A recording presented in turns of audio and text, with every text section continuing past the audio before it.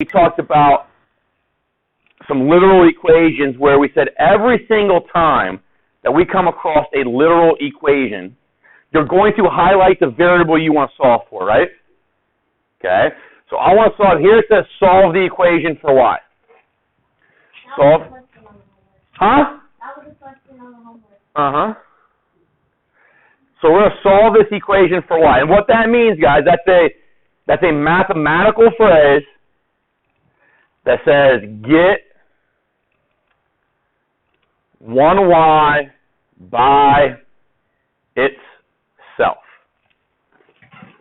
Get it all by itself. Okay? That's what that blue statement means to us. Okay?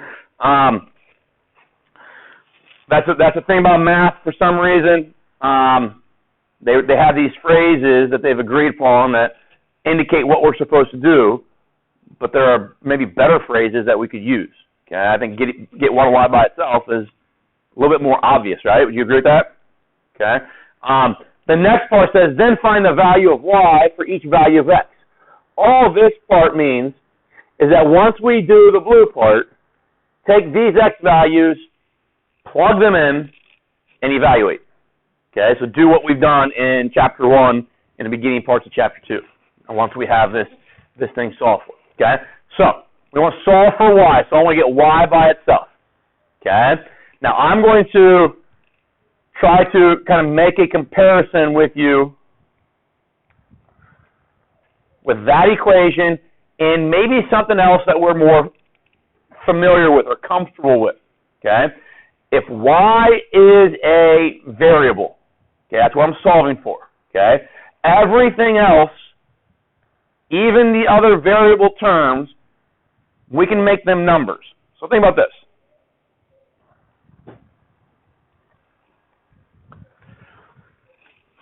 Maybe I'll let x be 2. Does that make sense? I'll let y is what I'm solving for, so it's going to stay y. The x becomes 2. Now, if I had 4 times 2, what are most people going to write that as? 8. So instead of writing 4 times 2, I'm going to write 8. Okay, but now, look at what you know from solving that equation. If I had y plus 8 equals 9, what would be the first thing you do? Okay, you would subtract 8. Subtract 8 from here, subtract 8 from there, right? Does that get y all by itself? Yeah. Okay. Now, most of you are probably going to write this 9 minus 8 is 1, right? Can I write it this way? I still say 9 minus 8? Yeah, that's dumb. That is dumb, because we can do that subtraction, right? We know what 9 take away 8 looks like. Okay. What was 8 actually over here? It was 4x, right? Okay. So when x was 2, that was 8. When x is 3, that number would have been 12, right? When x was 7, that number is going to be 28. When x is 100, that number is going to be 400, right? So that 4x is an amount like 8, but it can change. It can be 12. It can be eventually any number that it wants to be. But what did you do here? You subtracted 8 from both sides, right? Well, let's do the same thing here. Let's subtract that from both sides. Okay. Now, if I do that, what happens to the... So over here, I subtracted 8, and those went away, right? Over here, subtracting that now, and they go away. Now, I want to write this as 9 minus 4x. Okay, because now I don't know how much that 4x is. It's if I start with my integers as x being 0, 4x could be 0. If x was 1, that could be 4. If it was 2, it could be 8. If it was 3, it could be 12, right? I don't know really what that difference is going to be until I know what I'm going to choose for x. But did that get your 1y by itself? So we've solved for 1y. Okay, that's all you got to do. Okay. So, you hate me? No, this. Oh, okay. If they give us this equation then, or we come up with that equation, can we then start plugging these numbers in for x? So we get y equals 9 minus 4 times 1. No, negative 1. Okay, sorry. So 9 minus 4 times negative 1. What operation do I have to do there first? Negative 4 times negative 1. Okay, so it's going to be 9 plus 4, which is 13, right? Then they ask us to do the same thing with 0. What's that going to give me? 9 minus 0 is 9, right? And then they ask me to do the same thing with 1. So 9 minus 4 would be 5. So, oh, I'm sorry. The other question I did earlier went -1, 0, 1. So if I did 1, it would be 5. But if I did 9 minus 4 times 5, or 4, okay, that's 9 minus 16, right? And that would be -7. Okay, so this is when x was 1. This is when x is 0. So it would have been -1. X is +1, and x is +4. Does that kind of make sense? Now, here's the logic and why we do this. Because some people might say, well, why can't I just, if my end-all goal is to substitute those and solve for y, why can't I go y plus 4 times -1, that's my x, is equal to 9. Now I get y minus 4 is equal to 9. And now add 4 and I get y to be 13. Okay, same answer, right? Same 13. And say, well, why can't I do that for each one of these? You can, but now think about this. If I now want to go y plus 4 times 4 is equal to 9, I got to do that multiplication again. And now I got to subtract 16 from both sides. So I'm going through that same algebra multiple times. However many times that I have to insert an x value, I'd be going through that same algebra I've already done that many times. Does that make sense? Okay. Where if we can go through that algebra one time, like we did here, and then substitute, we only have to do the algebra once. And then substitution is supposed to be a much easier process than anything else that we do. Okay. So there were a couple on there that were a little bit more difficult. I think question number 3 was more difficult than that one. So let's do that.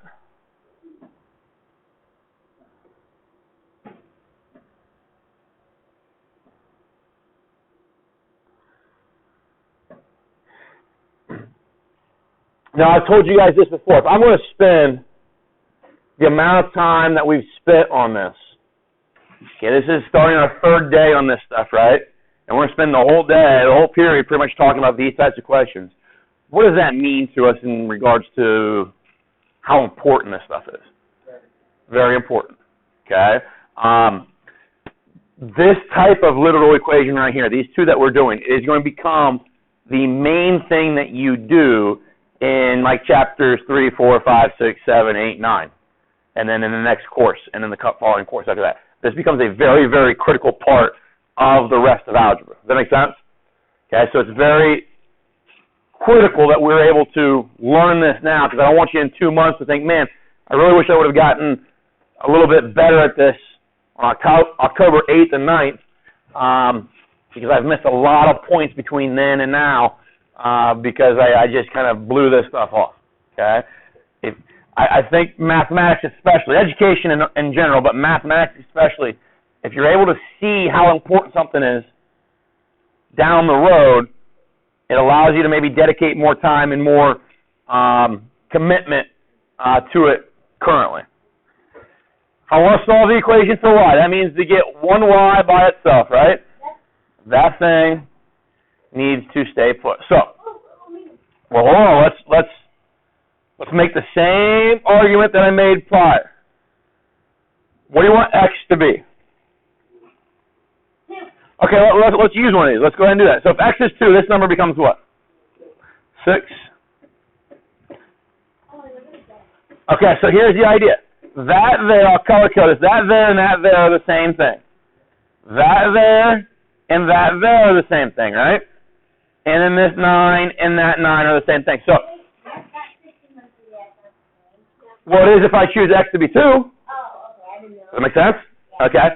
So, if I'm looking on the right-hand side, what would you do first over here? Minus 6. You can do it from both sides, right? So what was this 6 over here? 3x. So we'll have to subtract 3x from both sides. Does that make sense? So now we're getting negative 7y here. Will this just give me negative 7y over here? Now, on the right-hand side, and this is the thing about those being like terms, most people are going to write 9 minus 6 as 3, right? Does that make sense? But can I still write it as 9 minus 6? Just to prove my point that when I'm over here, I'm going to write 9 minus 3x. Does that make sense? So if this was 3 over here, if that was 3, what would you do next in that equation? All right, we got negative 7y equals 3. Divide by negative 7. You want to get that negative 7 to become a 1y, right? So you got multiplication there, you can divide by that coefficient. So you divide by negative 7 here. And there. Okay. So over here, I'm going to divide by negative 7. Divide by negative 7. So I get y.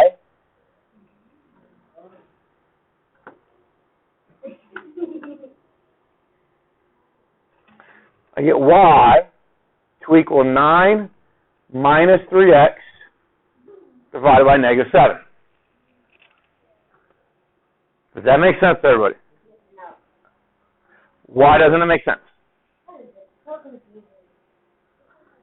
Okay, I remember when I learned how to do this, you can't, subtract not like terms. Yeah. I did subtract any non-like terms. Yeah, it looks like it. Where? 9 minus 3.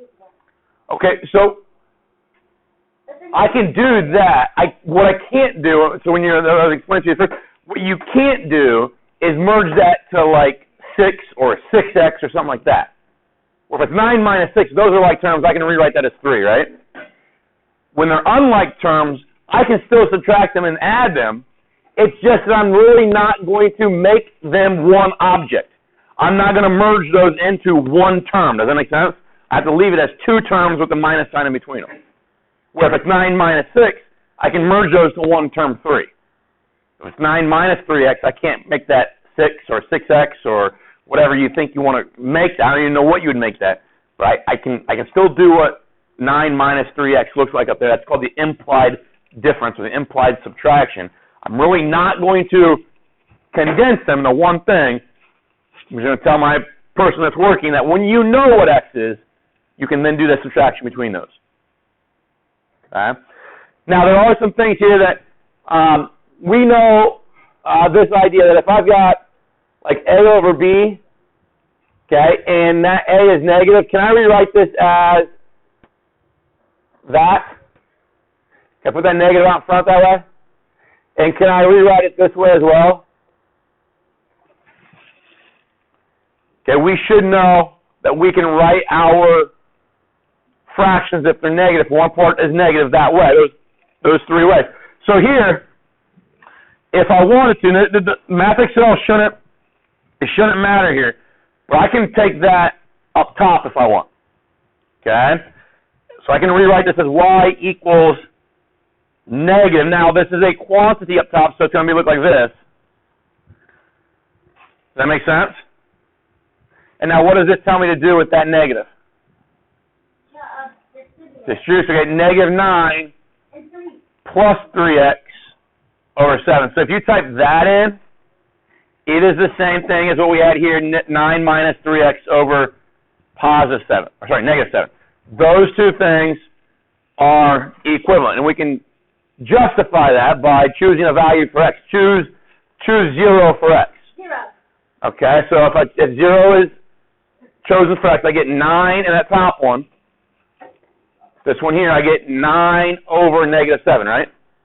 If 0 is in this one, do I get negative 9 over 7? Is negative 9 over 7 the same thing as 9 over negative 7? Yeah. Okay. So we're allowed to kind of move that negative around as we see fit. Lindsay?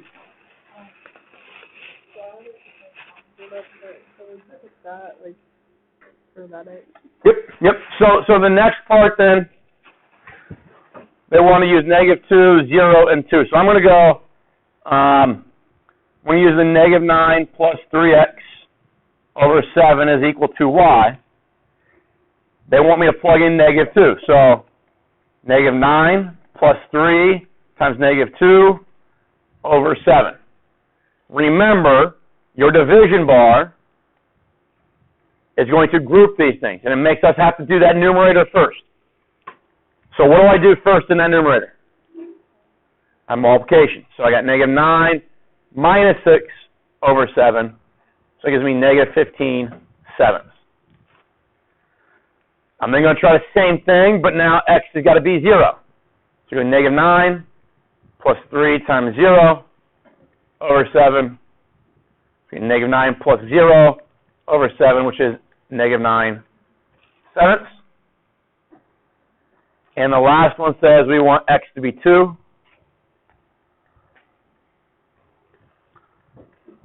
So we get negative 9 plus 6 gives me negative 3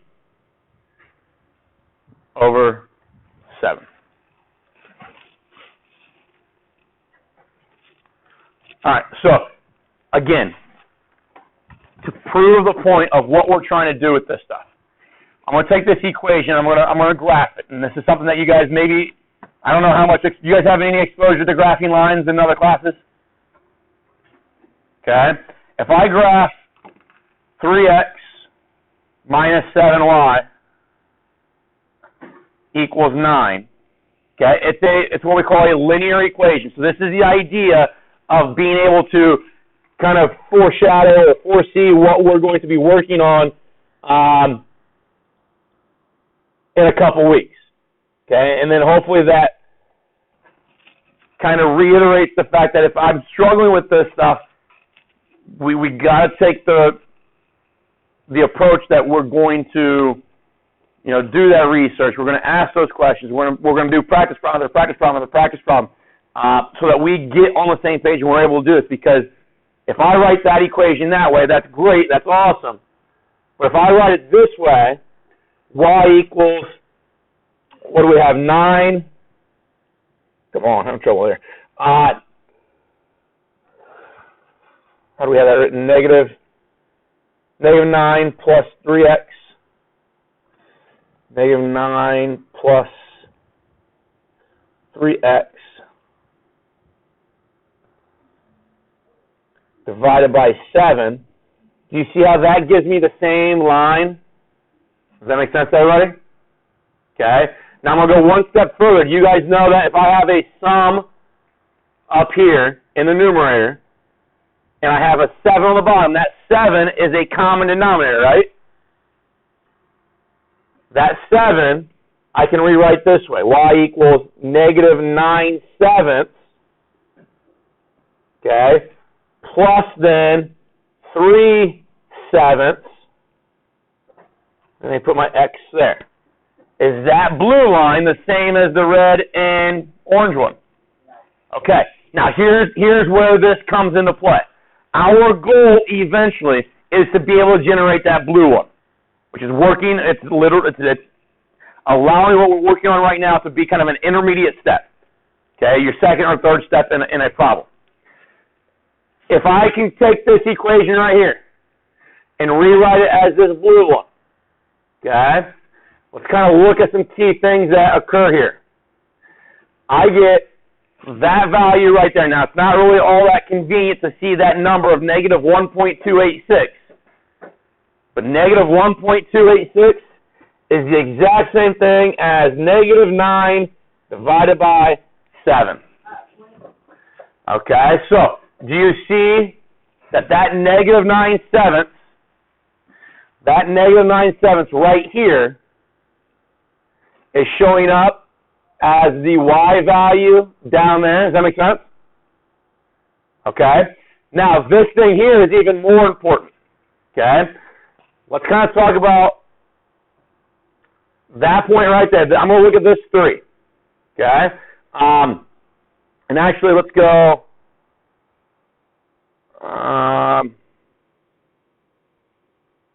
Let's start from this point here.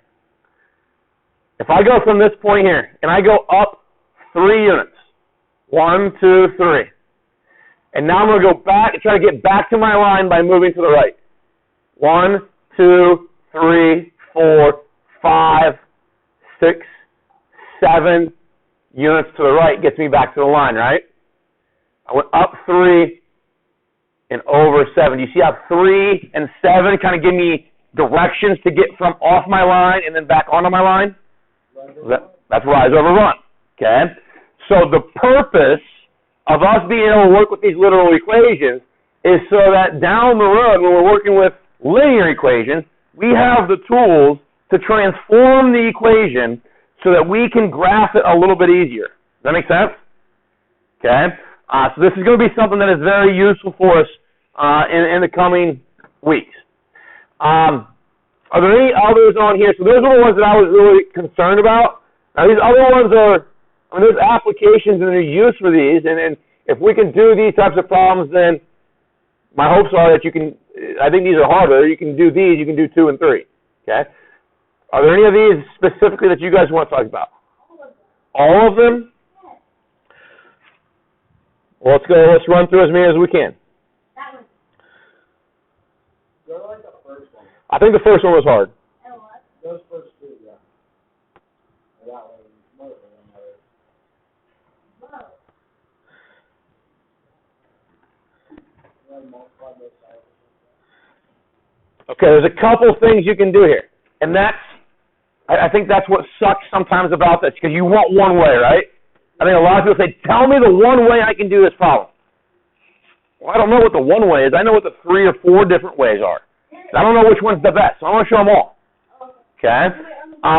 Because then if you can do them all, you're learning the system so that when this changes a little bit, you know what to do next. Okay? You know, if I focus and I say, I want to learn how to do number 1, but number 1 doesn't show up on the test or quiz, did I really waste my time learning number 1? No. Why not?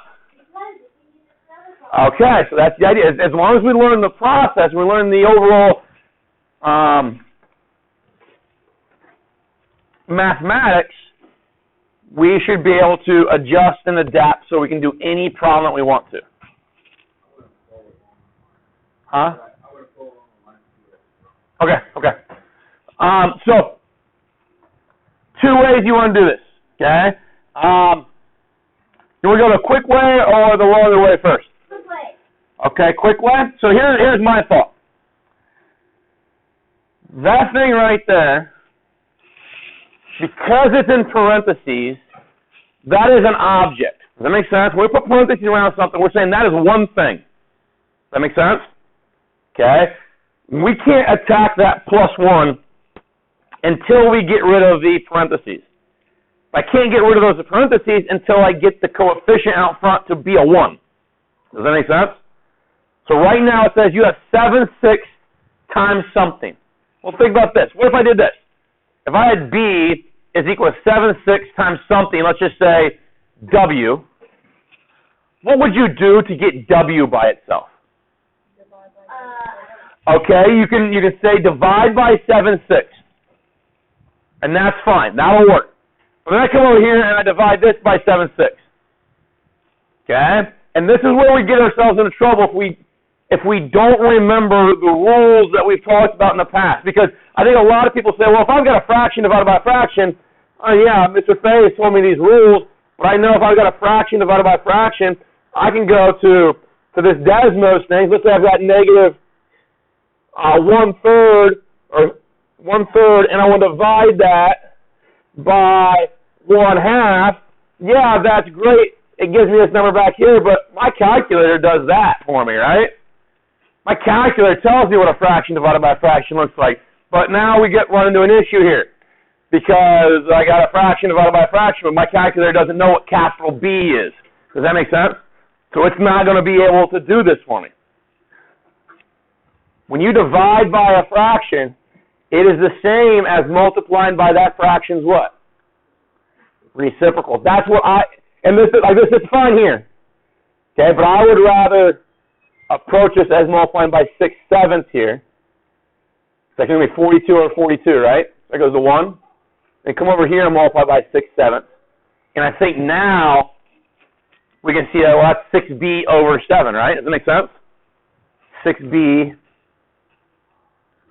over 7 is equal to j minus I. How did you get 6b over 7? Wait, never mind. You sure? Yeah. Now, if you're a person that used division by 7/6, that's fine, because this b, so if you'd have it written this way, but know that b is a number, so it's b over 1. This is 7/6. And now to get that fixed, I need to multiply this by 6 over 7, and this by 6 over 7. That goes to 1. B times 6 is 6b. 1 times 7 is 7. So yes, I just multiply straight across there and straight across there. Does that make sense? Now, how do you get this j? How do you get that j to be by itself? Add 1 here, add 1 there. Okay, so we get 6b over 7 plus 1 equals j. Is that right? Okay. This right here. And remember, yes, how can we justify that? How can we make sure that that's right? Use Desmos and say that I want j to equal, give me a number. Okay, 6. Okay. And then b is going to equal 7/6 times j minus 1, right? So there's my b value. Now, if I take and type this side in down here to my answer, it's going to tell me what j is equal to, right? I should get back to this 6. It should, when I type this in, 6b divided by 7, and then add 1 to it, does it give me this 6 here? What's nice about this, though, the way in this calculator for Desmos, is that you can move that around. If it's a -2, you get -2. And you can actually hit play, and it'll scroll through. But that number and that number will always be the same, no matter where I stop it. Those two numbers will be the same because I have correctly solved for j. Is that right? Let's do it a different way. Because some of you might see what this algebra is telling me right there. What's that algebra tell me? If I didn't have that right there, most people would say, well, you're going to distribute, right? So let's do that. If I distribute, I get 7/6 j minus 7/6, right? Okay. Now, remember, we're trying to get j by itself. So that's the term that j is in. So what would you do next? Careful. If I had b is equal to like 2j plus 3, would you divide both sides by 2 first? Yeah. Or would you try to get that 3 away? You'd move that 3 over there, wouldn't you?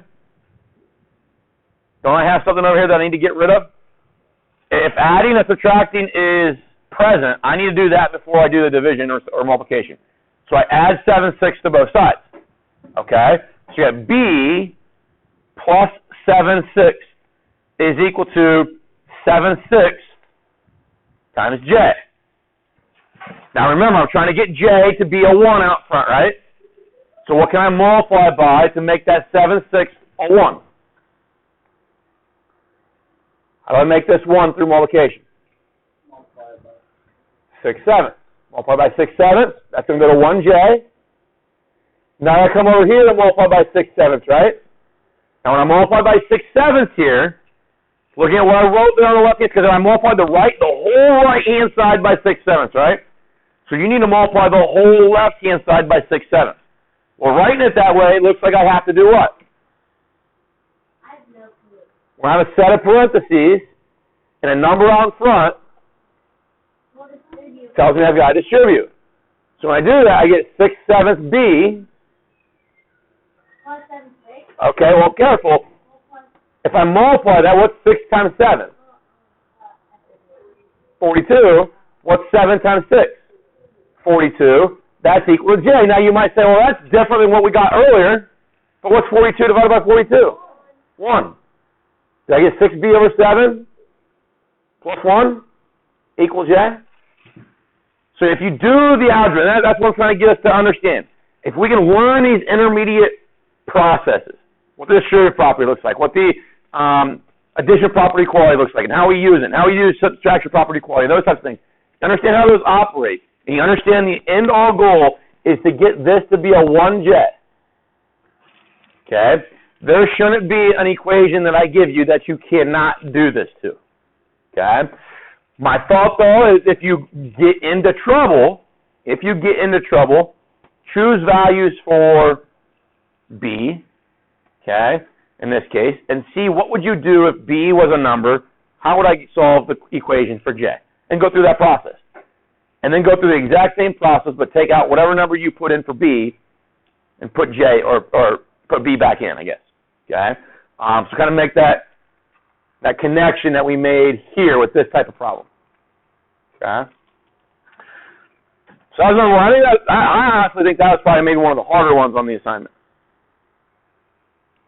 I hope we didn't see number 1 and just say, man, it's all going to be hard. I'm not going to do any of it. I can. Can you? Oh, what number is it? 2? We already did that one. Really did? Yeah.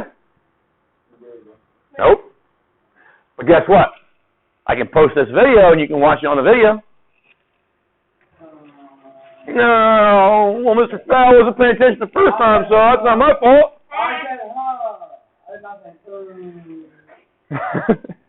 All right, so we want to solve for y. We'll solve for y here. Okay? If I want to solve for, so this is, we solved 2 or 3 of these yesterday. If you've got a term that you're solving for repeat itself, okay? The idea is here, yk, let's let k, what do you want k to be? Oh, I mean 10. 10? What do you want v to be?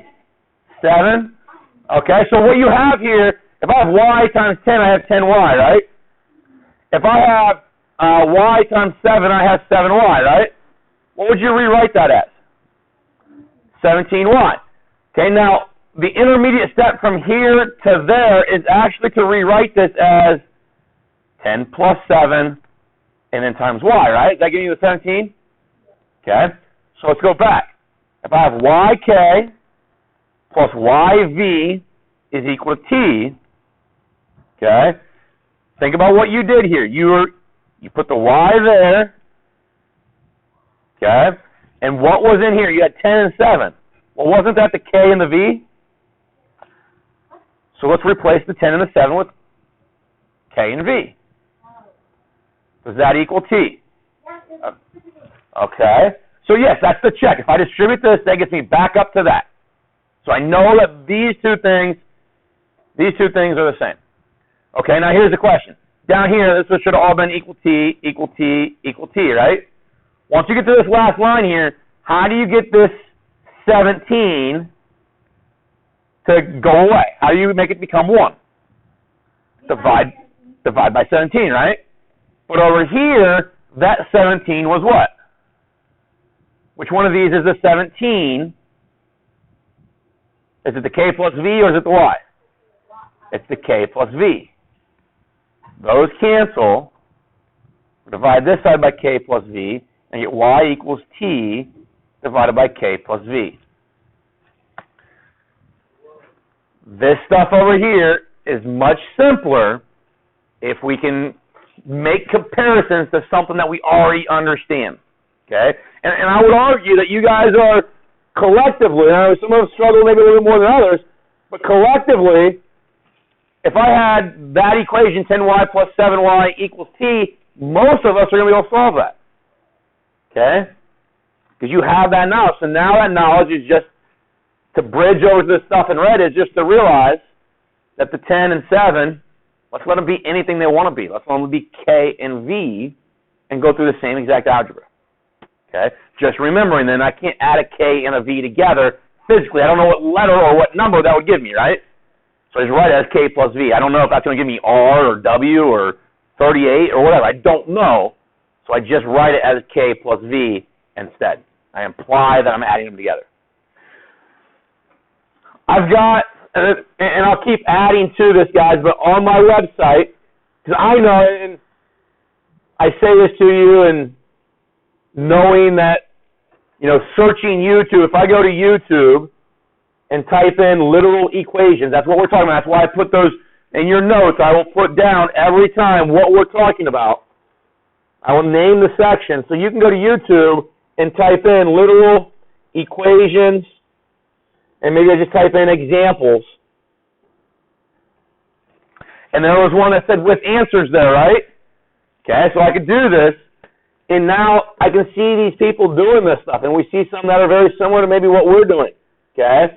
And there's a lot of practice stuff here that you guys can go through, because in class, guys, I know it's 46 minutes or something like that. We're not going to have enough time to do enough examples and then cover everything that we need to get to for the rest of the year. So outside class, you know whether you struggle sooner than I know that you're struggling, and you know the degree in which you're struggling a lot better than the degree that I know you're struggling. Take the steps to go outside and find these resources, okay? Now, I know at the same time, it's kind of a pain in the butt to have to go through all this. So, and right now I'm working on this, but if you go to my website, I think I've got 2 good videos on there right now of things from YouTube. But go down to your chapter 2. Go to section 2.5. Okay, here are the last 2 days of our classroom discussions. And there's nothing wrong with going back through and doing the same problems that we've already done, we've already talked about. Okay, put them down in front of you, solve them, and watch the video, see if you get the same answers. Here are 2 other videos that I have found that I think are pretty useful for us with more examples in them. Okay, so please, please, please, please do those things. It'll make your life a lot easier. You might be thinking, well, I don't want to spend an extra half hour. Would you rather spend a half hour of your time now than down the road it snowball into you having to spend days and maybe weeks in trying to fix our misconceptions? And then from now to then, all the points that you probably missed because of that. So the sooner you get your errors fixed, the sooner that you get more comfortable with this stuff, the easier your life down the road will be. Okay?